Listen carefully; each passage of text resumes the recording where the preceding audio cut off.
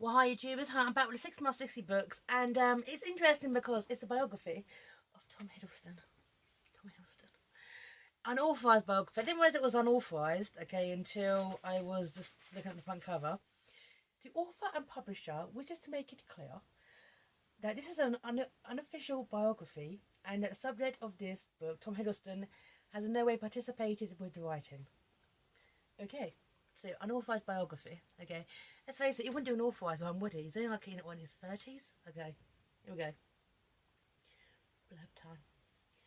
British stage, television, and film actor Tom Hiddleston has a gift for playing the villain. So only in his 30s, he's become one of Britain's greatest acting exports and has brought both the big and small screen to life for audiences around the world. First emerging on British television and stage, winning the Laurence Olivier Award in 2008, appearing on fellow opposite Hugh McGregor, Hiddleston's breakthrough came when he was cast as Loki in the 2011 Thor film, and again in the Avengers, and then in For the Dark World, where that cemented him as a star.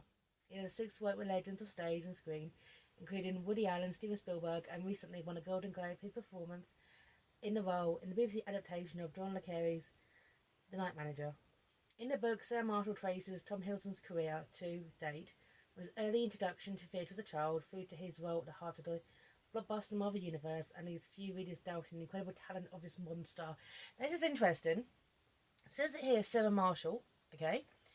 On the front cover, it says Neymar Corsini, okay, up there.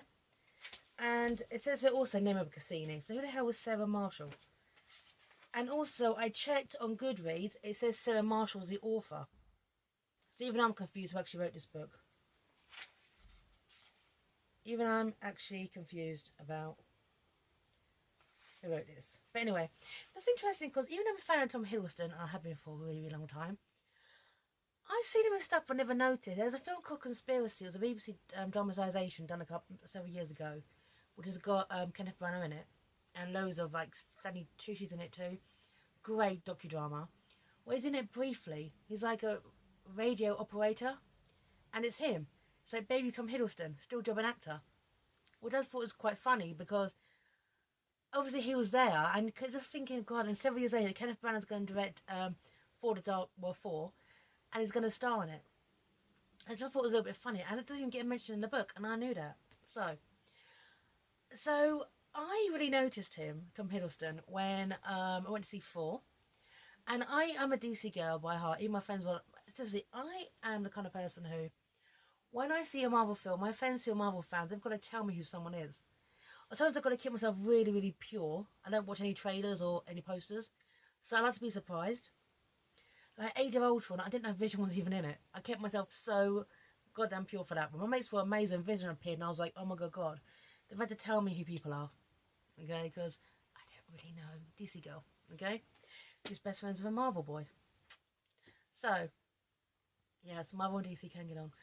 So, watching 4, and then Chris Evans came in. I'm like, okay, fine, he's good looking, fine. Tom Hiddleston walked in. I was like, yes, yes, British villain, British villain. We do it so well. Walked in like a Shakespearean actor. Yes. So I could be talking about Tom Hiddleston the entire time. On my geek list, I'm gonna put that down there. When I was learning to walk my right leg all over again, I did this list of things I want to do when I'm walking again, and one of them on the impossible list. There's like a list I want to do and then an impossible list. On the impossible list, quite high up is meet Tom Hiddleston. So if that could ever happen, I'd be so happy. Let's talk about the book. And it was interesting being an unauthorized biography. Tom Hiddleston had nothing to do with this, but the author, whoever that may be, Sarah Marshall, has essentially just taken interviews and kind of cobbled together this narrative. However, I'm very, very impressed with what she's done. Like this stuff, I didn't actually believe. I didn't know. Okay. First of all, what's interesting about Tom Hiddleston is that he is from, well, his father's from a working class background. You think because of the accent, you think he was born with a silver plummy little spoon in his mouth. Okay. No, he wasn't. An enthusiastic new father, James Norman Hiddleston, hoped his brood would have access to the best opportunities in life. His ambitions were made greater by his own humble upbringing. Born in Glasgow, he'd grown up in a working class environment. His father was employed by the local shipyard and worked long hours to earn enough money to feed his family. Yeah, I didn't know that. And this bit where Tom gets to Eton, and he went to private school and worked his way into Eton. In reality, and you think that Eton's going to be like Eton, yeah. In reality, Eton treated members of royalty just as they would treat the son of a butcher from Glasgow. Just students were judged on their merits. There was a general and very stated ethos. When he arrived there, there would be no special treatment and no favours, said Tom of Prince William. Although Tom didn't get the chance to forge a bond with the prince, he did develop many other long and lasting friendships. Back then, Radiohead, Oasis and Blur were three of the bands regularly played on the radio, and days off were spent listening to music, meeting girls, playing sport, and generally behaving like regular teenagers. Yeah, it's weird seeing Tom Hiddleston as a teenager. But the thing is, it also kind of shows how class and the arts kind of go hand in hand. I mean, I was chatting to someone about this, okay, we're talking about the actor Bob Hoskins. Now, Bob Hoskins was, he always was, a working class lad who basically went to an audition and got really, really fortunate. He pretty much said about the industry, I was working class, dyslexic, and they welcomed me with open arms. There's pretty much no avenue or scope right now, okay, for working class actors because the money involved. Working class actors get pushed out, and you can always kind of tell when someone who is basically aboard the privilege is acting working class. It's a little bit jarring sometimes. Yeah. There is no scope or avenue for working classes in the arts. So, working class voices, so. Anyway, later on in his career, some unkind critics would make jibes at Hiddleston for his privileged education. In reality, he didn't receive any special treatment. His tutors knew he was bright but constantly sought to challenge him and would chastise him if he thought he was underperforming. Studying was hard work and demanded focus and attention. They made sure I was able to think for myself and stand on my own 2 feet intellectually. Any chips on my shoulder were simply removed. Yeah, that's kind of jarring. It's kind of basically saying that even though, and yes, Tom Hiddleston did work very, very hard at his career, he still, due to the fact of his education, he was granted a privilege that working class kids doesn't get. And the things that even though his father was working class, due to the fact that he went to private school, and he grew up in a predominantly middle class environment, even though his father sported like the footy and that kind of stuff, Tom Hiddleston was not born within the working classes. His parents said, to quote Pride and Prejudice, quit the sphere. Here you go. This is the bit where he meets Kenneth Branagh. And, just post for, sorry, this is, Warhorse. This is how he got the job for Warhorse. He walked in at this point, and so our first conversation was about Guinness. The ice was broken. He asked about Ford because he loved Ken Branagh, and then we were straight on to Vic Armstrong, who was Harrison Ford's stunt double in all the Indiana Jones films, and who taught me to ride on 4. So he's chatting to Steven Spielberg. No sooner had they started talking than the great director was already planning a way to evolve Tom in his film, and Spielberg said, well, if Vic taught you to ride, I'd like you to do Warhorse. I nearly fell off my chair. I was stunned. He offered me the part right there and then. Let me tell you, this never happens. Never. An official offer normally usually comes in a week later. I had to ask him to repeat it, at which choice I almost burst into tears. He was the architect of my childhood imagination, telling me I'm the real deal. Okay. But the thing is, we're talking about Loki as well. This bit here. Now, obviously, this copy of my interview is building a narrative. But I do like what it says about Loki. Here we go. This is about Loki Revisited. It's about the Avengers.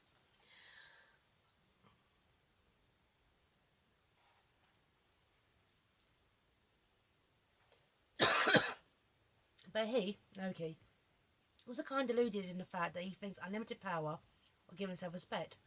So I haven't let go of the fact that he's still motivated by this terrible jealousy and a spiritual dissolution.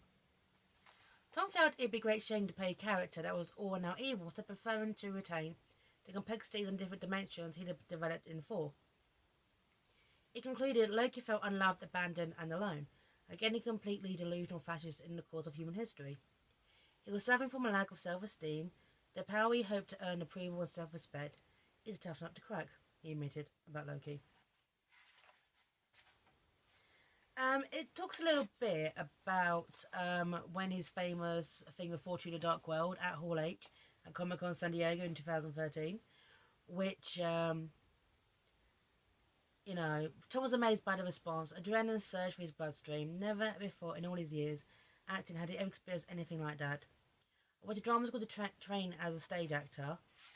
But a 6,500 story, that's the biggest gig I've ever played for sure. Even compared the experience to being like Glastonbury, I understand why Mick Jagger does that kind of thing at 70 years old. It's a rush. And drawing on his knowledge of Shakespeare, he said, I was confronted with a war of sound and fury. hmm